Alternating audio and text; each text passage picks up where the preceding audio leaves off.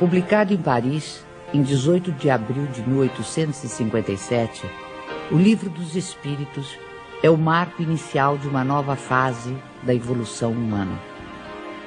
O Espiritismo baseia-se na solidez deste livro, na credibilidade e sabedoria de suas fontes espirituais, na pureza de sua moral evangélica, nos meios de transmissão mediúnica e na coerência de suas revelações. A característica essencial de qualquer revelação tem que ser a verdade. Revelar um segredo é tornar conhecido um fato.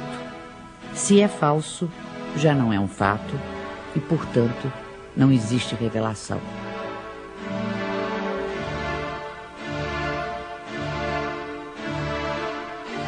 Todas as ciências que nos fazem conhecer os mistérios da natureza são revelações, e pode dizer-se que há para a humanidade uma revelação incessante.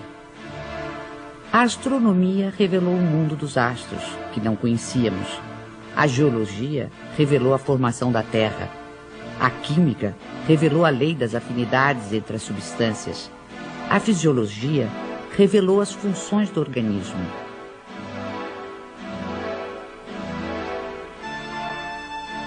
Copérnico, Newton, Galileu, Laplace e Lavoisier foram reveladores. O Espiritismo, dando-nos a conhecer o mundo espiritual que nos cerca e, por conseguinte, o nosso destino depois da morte, é uma verdadeira revelação na acepção científica da palavra. A revelação espírita é de origem divina e de iniciativa dos espíritos, sendo a sua elaboração fruto do trabalho humano.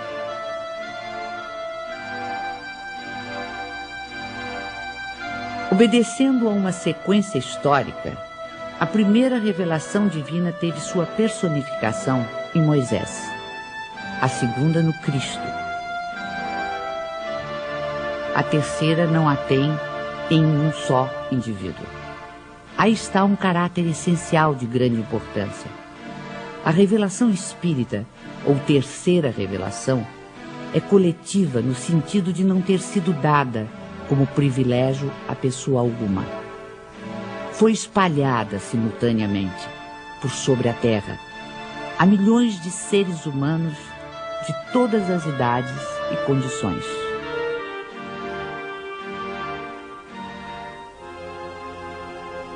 As revelações de Moisés e de Cristo, sendo resultado do ensino pessoal, apareceram num só ponto em torno do qual a ideia se propagou pouco a pouco. Mas foram precisos muitos séculos para que atingissem as extremidades do mundo, sem mesmo o cobrirem inteiramente. A revelação espírita, não estando personificada em um só indivíduo, surgiu simultaneamente em milhares de pontos diferentes, que se tornaram centros ou focos de irradiação.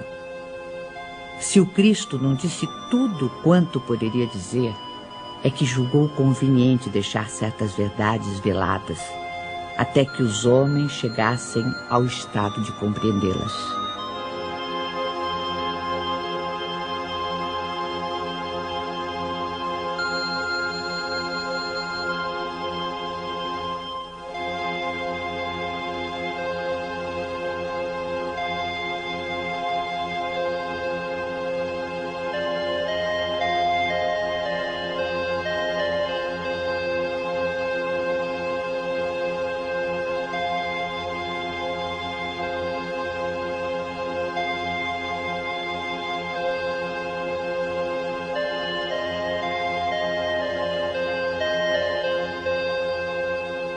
Mas quem toma a liberdade de interpretar as escrituras sagradas?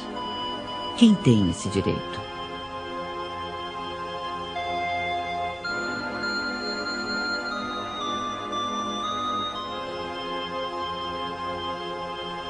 Neste século de emancipação intelectual e de liberdade de consciência, o direito de exame pertence a todos, cientistas, religiosos, filósofos e pesquisadores.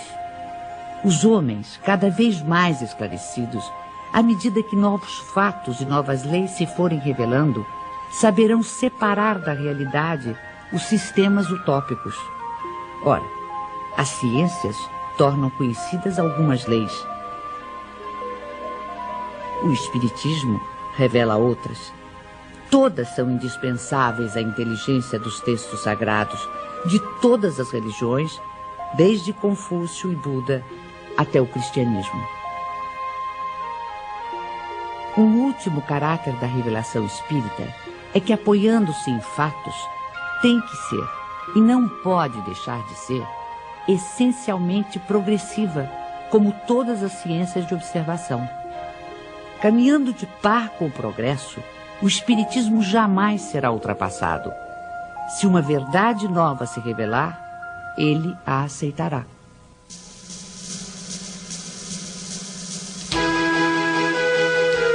Hoje, mais de 100 anos depois da publicação de O Livro dos Espíritos, nenhum dos princípios fundamentais do Espiritismo foi abalado. Todos permanecem intactos. E isso num século em que o mundo sofreu radicais transformações em todos os campos do conhecimento.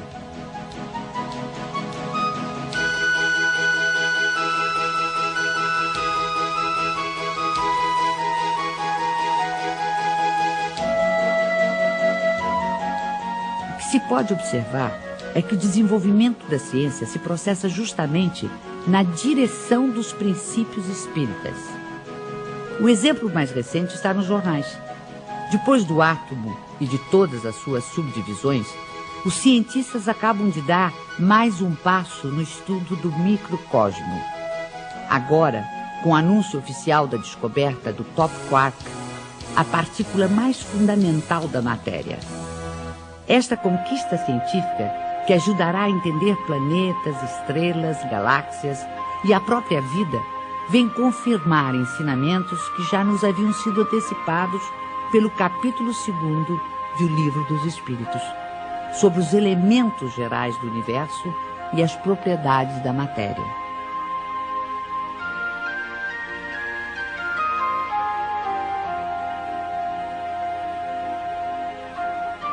Além de O Livro dos Espíritos, outras obras básicas compõem a codificação espírita. O Livro dos Médiuns, o Evangelho segundo o Espiritismo, o Céu e o Inferno,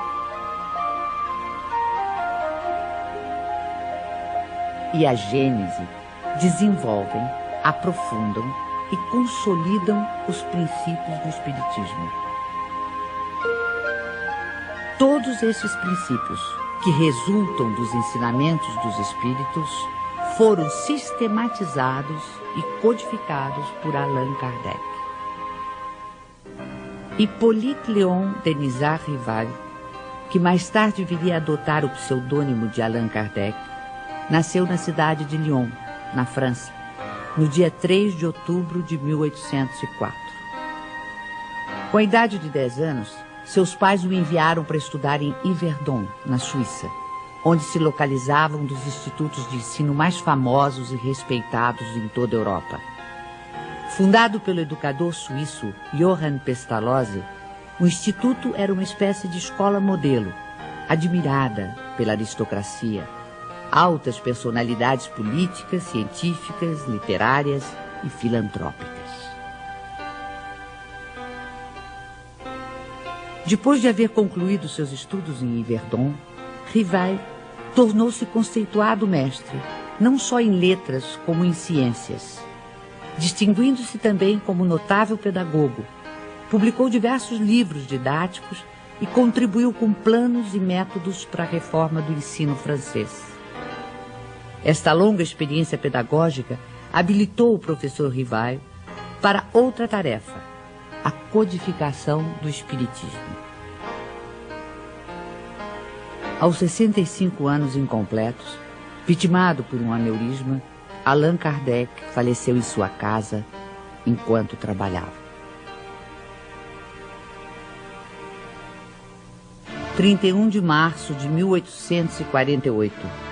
Em Hydesville, dos Estados Unidos da América, manifestações de forças inteligentes intervindo no plano físico assinalam o surgimento do espiritismo através da fenomenologia mediúnica. A seriedade desses acontecimentos teve imensa repercussão até mesmo na Europa.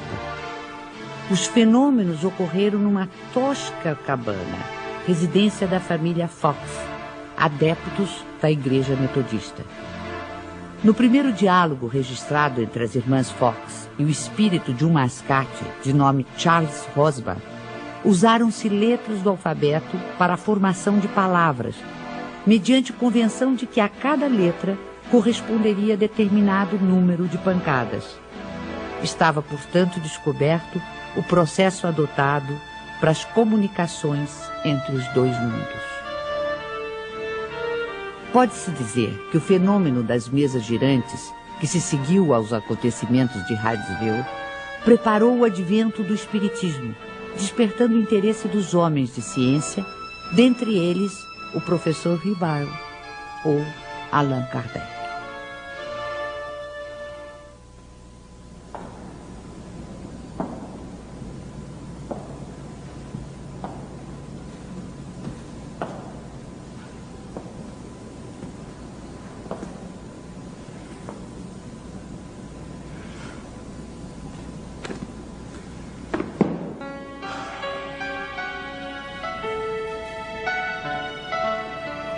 Foi em 1854 que pela primeira vez ouvi falar das mesas girantes.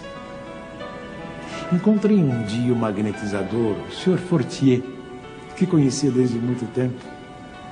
Disse-me ele que já não eram somente as pessoas que podiam se magnetizar, mas também as mesas, conseguindo-se que elas caminhassem e girassem à vontade.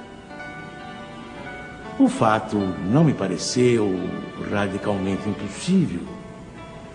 O fluido magnético, que é uma espécie de eletricidade, pode perfeitamente atuar sobre corpos inertes e fazer que eles se movam.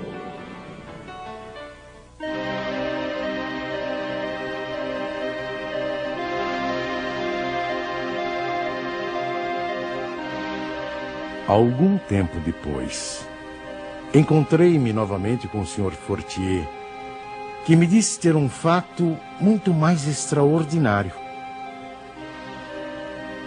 A mesa não só se movia, como também falava.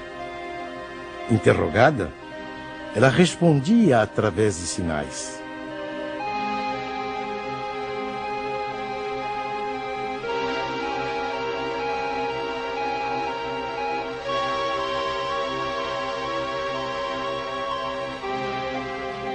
Eu estava, pois, diante de um fato inexplicado, aparentemente contrário às leis da natureza e que a minha razão repelia.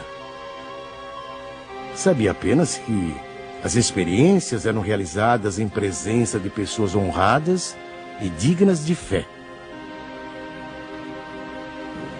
No ano seguinte, o Sr. Carlotti, amigo de 25 anos, me falou dos mesmos fenômenos com entusiasmo.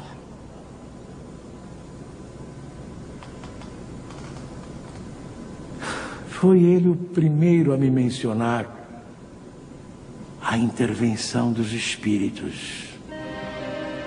E me contou tantas coisas surpreendentes que, longe de me convencer, me aumentou as dúvidas.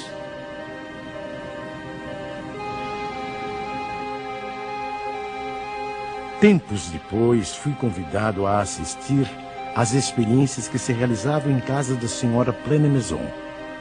Aceitei imediatamente.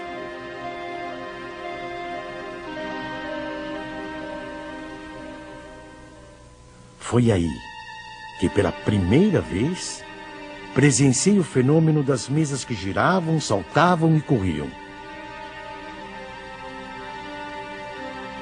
Assisti então a alguns ensaios muito imperfeitos da escrita mediúnica.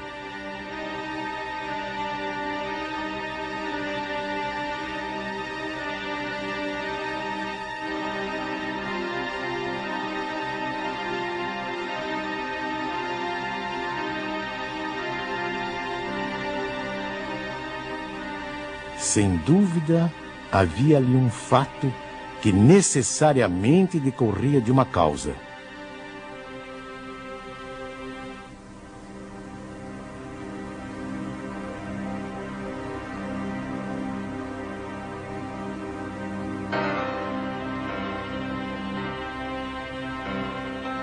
Foi nessas reuniões que comecei os meus estudos sérios de espiritismo. Menos ainda por meio de revelações do que de observações. Apliquei a essa nova ciência, como o fizera até então, o método experimental. Nunca elaborei teorias preconcebidas. Observava cuidadosamente, comparava, deduzia consequências. Dos efeitos, procurava remontar as causas por dedução e pelo encadeamento lógico dos fatos.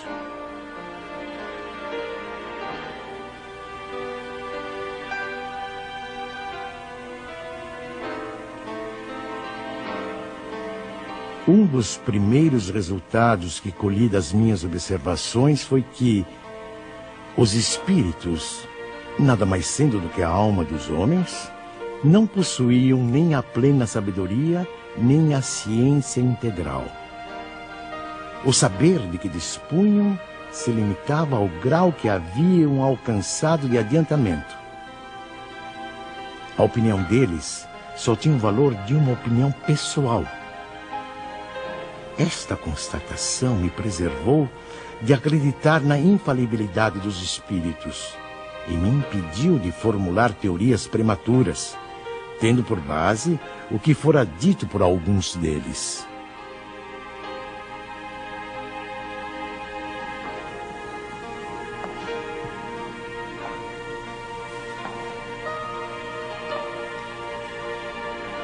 O simples fato da comunicação com os espíritos, dissessem eles o que dissessem, provaria a existência do mundo invisível ambiente.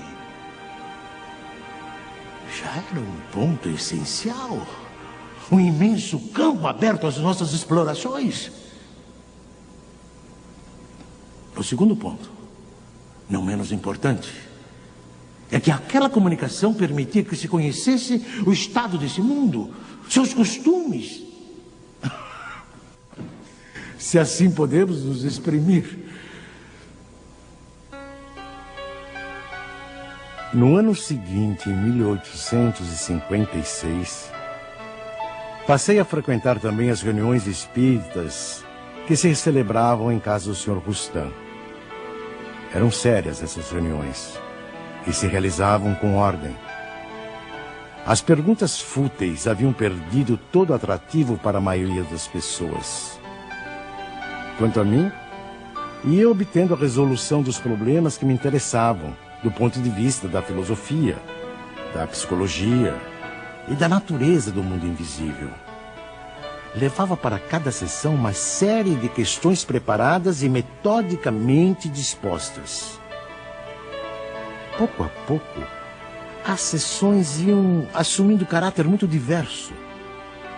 Entre os assistentes contavam-se físicos, matemáticos, estudiosos e cientistas das mais diferentes áreas do conhecimento humano. Todos formulando perguntas, aprofundando temas e questões.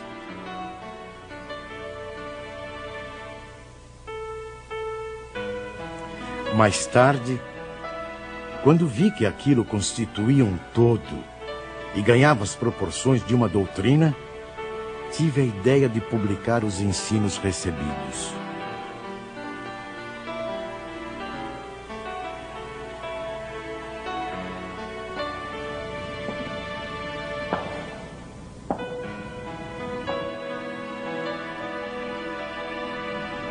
O meu trabalho, em grande parte, já estava concluído e tinha as proporções de um livro. Mas eu fazia questão de submetê-lo ao exame de outros espíritos, com auxílio de diferentes médiuns. Mais de 10 médiuns participaram do trabalho. Da comparação e da fusão de todas as respostas coordenadas, classificadas, e muitas vezes retocadas no silêncio da meditação, foi que eu organizei a primeira edição de O Livro dos Espíritos.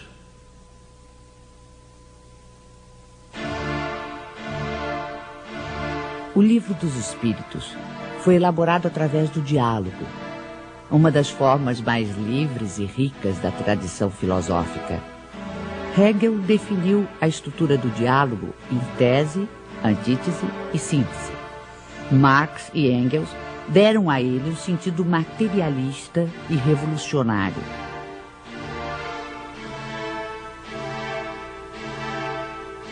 Em vez de enfatizar as contradições, os conflitos e as lutas dos opostos, a dialética espírita prefere a compreensão, a união dos contrários, o entendimento que conduz ao progresso.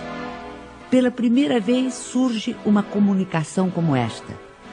O mundo do desconhecido se vai revelando ao ser humano, que passa a poder avaliar, de modo objetivo e racional, o sentido maior de sua existência terrena, a importância do cumprimento das responsabilidades assumidas, a finalidade do aprendizado individual e coletivo para o aperfeiçoamento de todos e de cada um, sem exceção.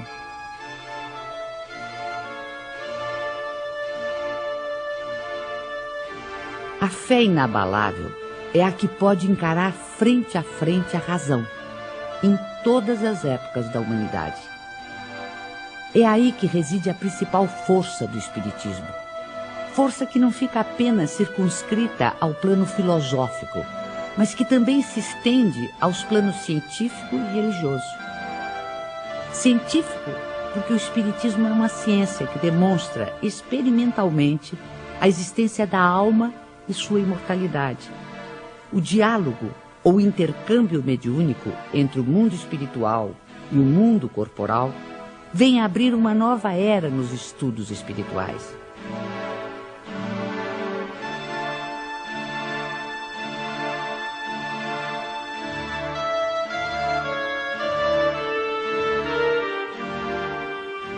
Antes desse tipo de comunicação, o conhecimento humano se dividia radicalmente entre os mistérios divinos e a experiência terrena.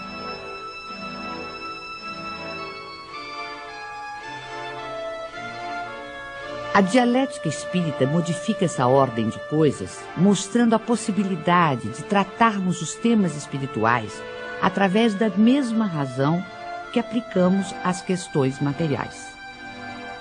Assim, o Livro dos Espíritos se apresenta como um marco definitivo.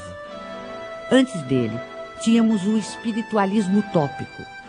Com ele, e depois dele, dentro dos ensinamentos da doutrina, temos o espiritualismo científico.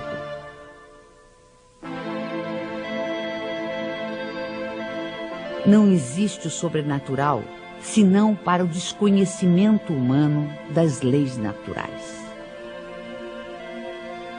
No plano religioso, o Espiritismo nos leva a compreender o significado e verdadeira extensão da palavra fé. O Espiritismo não tem cultos instituídos, nem igrejas, nem imagens, nem rituais, nem dogmas, nem mesmo hierarquia sacerdotal ou sacerdócio. Através dos ensinamentos espíritas, pode-se fazer uma diferença entre religião propriamente dita e religiões no sentido de seitas humanas.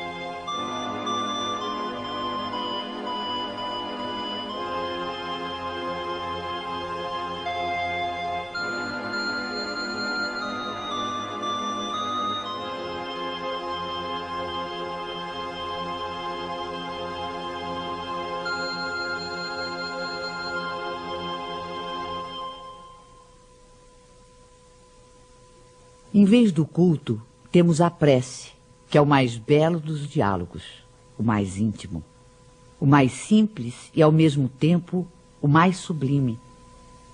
Pela prece sincera, pensamos em Deus numa evocação de pedido, de agradecimento ou de glorificação.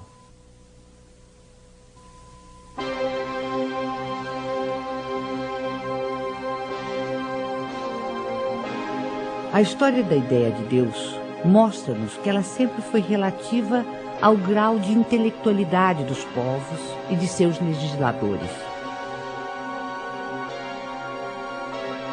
Na antiguidade, Júpiter empunhava o raio, Apolo conduzia o sol, Netuno senhoreava os mares, mas se de um lado a ignorância havia humanizado Deus, a ciência lhe confere dimensão mais inteligente e, portanto, mais próxima dos atributos da divindade.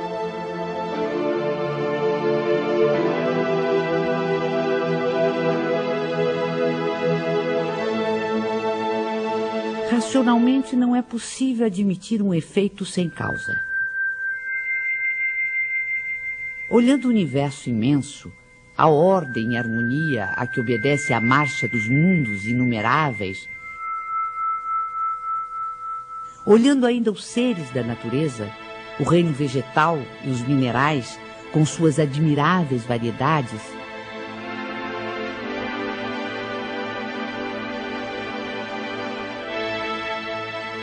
sondando também o mundo microscópico, com incontáveis formas unicelulares, toda essa imensidão, profusão e beleza nos obriga a crer em Deus como causa necessária. O feto não pode conhecer a dimensão de quem lhe dará a luz, da mesma forma que o homem é incapaz de perceber Deus em sua divina essência. Mesmo depois da morte, dispondo de faculdades perceptivas menos materiais, não pode ainda o espírito imperfeito perceber totalmente a natureza divina. Como recém-nascido, precisará crescer e evoluir para aos poucos adquirir entendimento.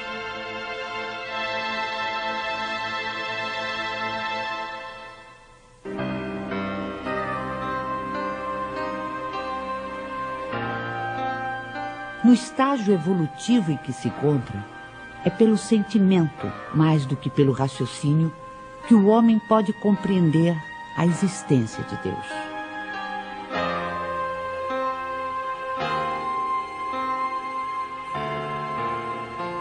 Allan Kardec colocou logo no início do Livro dos Espíritos um capítulo que trata exclusivamente de Deus. Com isso pretendeu significar que o Espiritismo tem na existência de Deus o seu princípio maior. Os seres que se manifestam designam-se a si mesmos pelo nome de espíritos e dizem, alguns pelo menos, que viveram como homens na terra.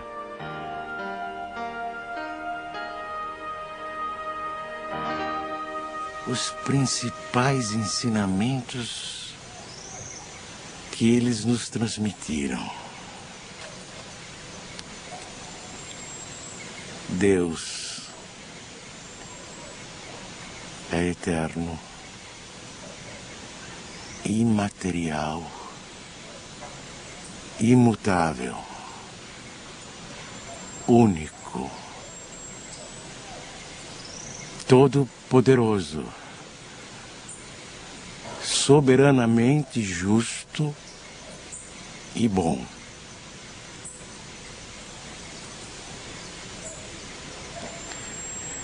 Este é o melhor conceito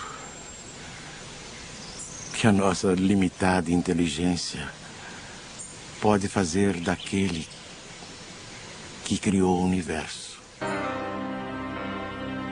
O universo compreende todos os seres animados e inanimados, materiais e imateriais. Os seres materiais constituem o mundo visível ou corporal, e os seres imateriais, o mundo invisível ou espírita.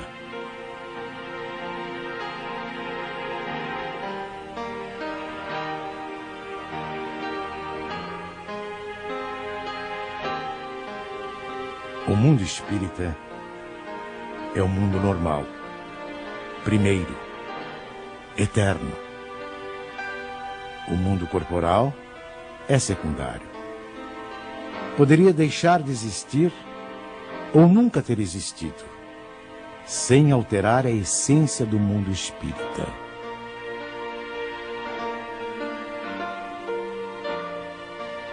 Os espíritos revestem temporariamente um invólucro material, perecível, e sua destruição pela morte os devolve à liberdade. Entre as diferentes espécies de seres corporais, Deus escolheu a espécie humana para a encarnação dos espíritos que chegaram a um certo grau de desenvolvimento.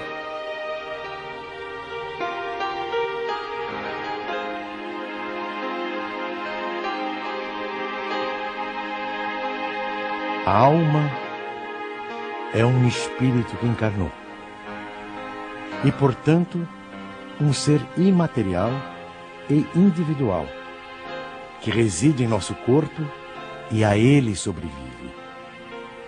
Antes de se unir ao corpo, a alma é um dos seres inteligentes que povoam o mundo invisível. Ao revestir temporariamente um invólucro carnal, a alma adquire as condições materiais para se purificar e se esclarecer. A união da alma com o corpo começa na concepção, mas só se completa com o nascimento. O homem tem assim duas naturezas. Pelo corpo, participa da natureza dos animais, dos quais possui os instintos e o mesmo princípio vital. Pela alma, participa da natureza dos espíritos. O perispírito é uma espécie de laço semimaterial que une corpo e espírito. É preciso que seja assim, para que os dois possam se comunicar um com o outro. A morte é a destruição da parte mais grosseira. O espírito conserva o corpo etéreo, invisível para nós no seu estado normal, mas que ele pode tornar eventualmente visível e mesmo tangível, como se verifica nos fenômenos de aparição. O espírito não é, portanto, um ser abstrato, que só o pensamento pode conceber. É um ser real e definido. As diferentes encarnações ou existências corpóreas do espírito são sempre progressivas e jamais regressivas. Mas a rapidez do seu progresso depende dos esforços que ele faça para chegar à perfeição. A vida terrena seria assim uma espécie de escola, em que os alunos, embora nunca regridam às séries anteriores, são obrigados a repetir de ano até compreenderem o que lhes foi ensinado. Sem as sucessivas provas das vidas corporais, não haveria justiça. Por isso, todos contamos muitas existências. O principal objetivo da reencarnação reside no melhoramento progressivo da humanidade. A influência dos espíritos sobre os nossos pensamentos e atos é indiscutível. Pensar é vibrar, é entrar em relação com o universo espiritual que nos envolve. Conforme as emissões mentais de cada ser, os espíritos poderão colaborar com ele em seus esforços de progresso ou conduzi-lo à sua ruína. Nada mais natural que se consiga harmonia e felicidade quando a emissão mental for equilibrada e positiva. ou infortúnios e aflições se o pensamento for desequilibrado e doentio. A força e o trabalho da mente estão na base de todas as transformações pessoais e coletivas da humanidade. Porque nós, indivíduos e povos, realmente evoluímos em profunda comunhão telepática com todos aqueles espíritos encarnados ou desencarnados que se afinam conosco. A sobrevivência da alma e a possibilidade dos espíritos se comunicarem está amplamente demonstrada pelos fatos espíritas, investigados com todo o rigor científico por numerosos e eminentes sábios e investigadores do século passado e deste século. A proibição mosaica de evocar os mortos já não se justifica em nossos dias. O intercâmbio espiritual ou mediúnico, praticado pelo espiritismo, se faz pelo predomínio da razão e da ciência e tem como principal finalidade a elevação espiritual e o aperfeiçoamento dos espíritos encarnados e desencarnados com base nos sentimentos de solidariedade e de fraternidade. Assim, a prática mediúnica, bem orientada, é um fator de progresso humano pelos benefícios que produz, tanto no mundo invisível quanto no mundo material. Repelir as comunicações dos espíritos é repudiar o meio mais poderoso de instruir-se pela iniciação nos conhecimentos da vida futura. Todo aquele que sente, num grau qualquer, a influência dos espíritos é, por esse fato, médium. Essa faculdade é inerente ao ser humano, não constitui, portanto, um privilégio exclusivo. Atraímos os espíritos que se afinam conosco, tanto quanto somos por eles atraídos. Quando desenvolvido, o dom mediúnico que gratuitamente recebemos de Deus deve ser utilizado gratuitamente. O médium de elevados princípios morais, que encontra na vivência evangélica a sua conduta de vida, cumpre o exercício da mediunidade com trabalho e paciência, e a ele se dedica exclusivamente por amor. Geralmente, os médiuns têm uma aptidão especial para diferentes fenômenos. Os tipos de mediunidade são tão variados quantas são as espécies de manifestações. A escrita manual é o mais simples e o mais completo meio de comunicação. É por este meio que os espíritos revelam melhor sua natureza e o grau do seu aperfeiçoamento ou de sua inferioridade. Os espíritos evoluídos nos ensinam que o ser humano que se liberta da matéria, por não priorizar as futilidades mundanas e por cultivar o amor ao próximo, aproxima-se da natureza espiritual. A moral dos espíritos superiores se resume como a do Cristo nesta máxima evangélica: fazer aos outros o que queríamos que os outros nos fizessem. Isto é, fazer o bem e não o mal. Neste princípio encontramos uma regra universal de proceder, mesmo para as nossas menores ações. Cada um de nós deve tornar-se útil, segundo as faculdades e os meios que Deus nos colocou nas mãos para nos provar. Eles nos ensinam também que não há faltas ou erros irreparáveis. O ser humano encontra o meio necessário nas diferentes existências para avançar segundo o seu desejo e os seus esforços em direção à perfeição, que é o seu objetivo final.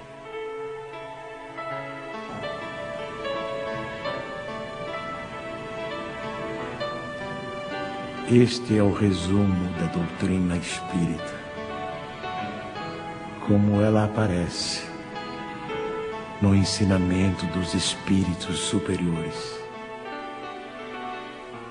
O espiritismo, que apenas acaba de nascer, ainda é muito pouco compreendido em sua essência por grande número de adeptos. Mas posso imaginar uma associação ou sociedade em que seus componentes se reúnam com o propósito de se instruírem e não na expectativa de presenciarem fenômenos extraordinários. Uma associação indissolúvel, onde haja confiança mútua e recíproca benevolência. Uma associação que exclua o constrangimento que nasce da suscetibilidade, do orgulho que se irrita à menor contradição e do egoísmo que só se interessa por si. Esses grupos, correspondendo-se entre si, visitando-se, permutando observações, podem, desde já, formar o núcleo básico que um dia reunirá todas as opiniões, unindo os homens no mesmo sentimento de amor e de fraternidade cristã.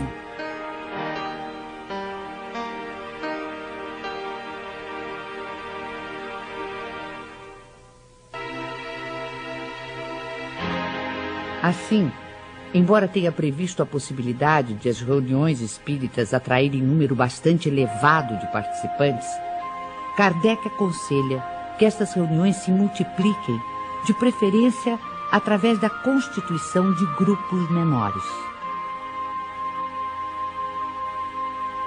Espalhados por todo o mundo, os centros espíritas constituem-se em abençoadas escolas. São centros de estudo, de fraternidade, de oração e de trabalho. Pelo volume de obras que realizam, tornaram-se também verdadeiras instituições sociais e assistenciais, que têm sempre presente o espírito do núcleo básico de que nos fala Kardec. Núcleo de amor, onde o aperfeiçoamento individual é prioritário, porque leva naturalmente ao aperfeiçoamento do grupo social e da humanidade. Nosso sistema planetário não ocupa senão um ponto ínfimo do universo, situado quase no final da Via Láctea, uma galáxia onde existem aproximadamente 40 bilhões de estrelas, algumas tão grandes que uma só toma espaço igual ao ocupado pelo nosso Sol e quase todos os planetas em sua órbita. Uma das galáxias mais próximas, a nebulosa de Andrômeda, dista do nosso sistema solar cerca de 680 mil anos-luz. Ora, se o universo tem tais dimensões e se o número de planetas existentes conta-se pela ordem de trilhões ou mais, seria ingenuidade supor que apenas a Terra seja habitada por seres racionais. Segundo o Espiritismo, nos mundos que gravitam no espaço infinito, outras humanidades, em vários graus de adiantamento, encontram habitação adequada ao seu avanço.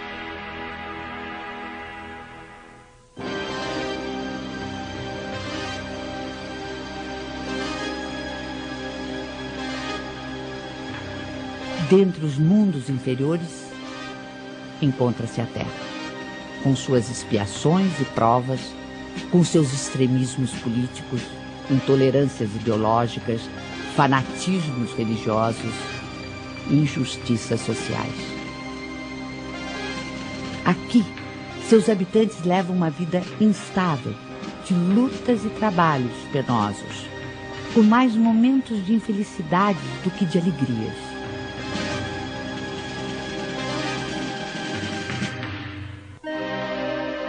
A época atual é de transição, época em que convivem os espíritos de vários níveis de adiantamento. Assistimos à partida de uns e a chegada de outros. A evolução é contínua. Em cada criança que nascer, em vez de um espírito atrasado e inclinado ao mal, que antes nela encarnaria, virá um espírito mais adiantado e propenso ao bem.